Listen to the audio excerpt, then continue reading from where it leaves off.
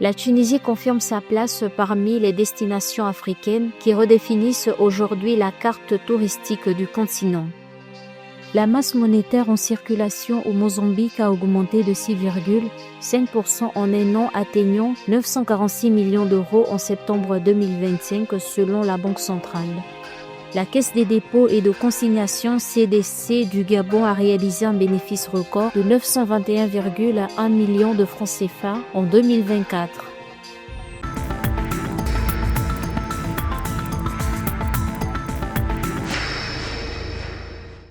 La Tunisie confirme sa place parmi les destinations africaines qui redéfinissent aujourd'hui la carte touristique du continent. Selon un rapport publié par Travel and Tourism World, TTW, plateforme internationale spécialisée dans le voyage, la technologie et l'hôtellerie, le pays figure parmi les marchés à la croissance hôtelière la plus rapide aux côtés de l'Égypte, de la Gambie et de la Tanzanie. Cette dynamique reflète un mouvement continental, ouverture de nouveaux établissements, rénovation de complexes existants et développement d'une offre haut de gamme répondant à une demande internationale en pleine expansion.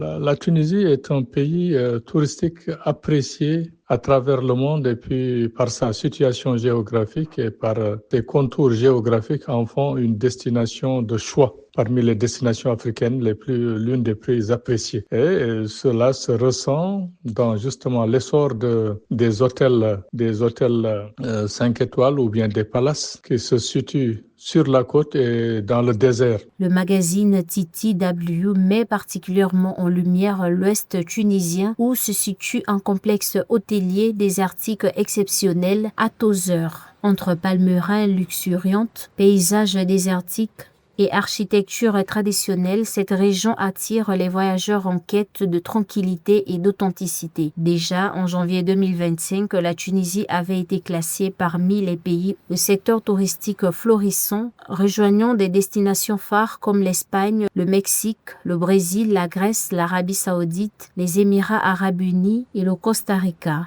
Et on ne peut que l'apprécier.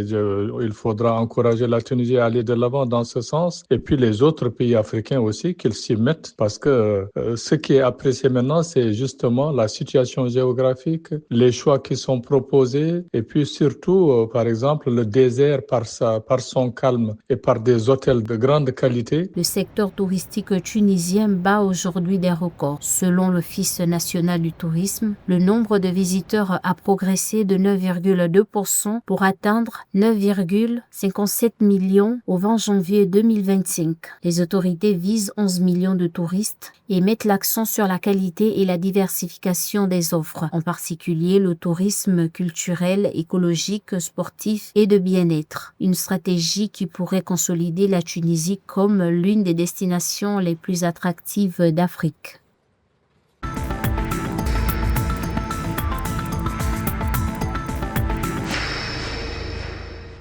La masse monétaire en circulation au Mozambique a augmenté de 6,5% en un an, atteignant 946 millions d'euros en septembre 2025, selon la Banque centrale. Elle avait atteint un niveau record de 71,5 milliards de métiquets en décembre 2024, après plusieurs hausses mensuelles successives. En septembre 2024, la circulation monétaire était de 65,9 milliards de métiquets, mais elle a ensuite connu plusieurs baisses mensuelle malgré l'introduction d'une nouvelle série de billets en juin 2024. Ce retrait progressif de liquidités s'inscrit dans une politique monétaire restrictive destinée à contenir l'inflation.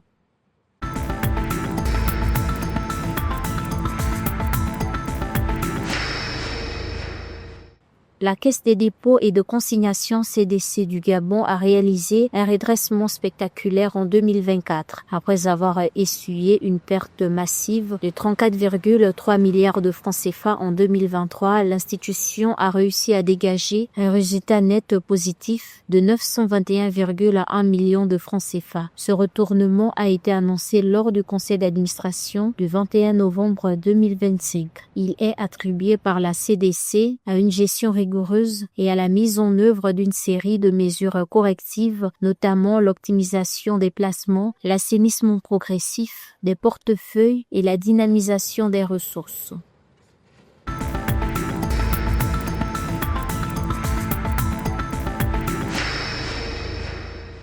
Le Nigeria, moteur de l'intégration régionale, s'engage dans une ambitieuse réforme douanière d'1 milliard de dollars pour fluidifier les échanges commerciaux en Afrique de l'Ouest. Le président nigérian, Bola Tinubu, a souligné la volonté du Nigeria de transformer les frontières africaines en facilitateurs de commerce et d'opportunités économiques plutôt qu'en obstacles.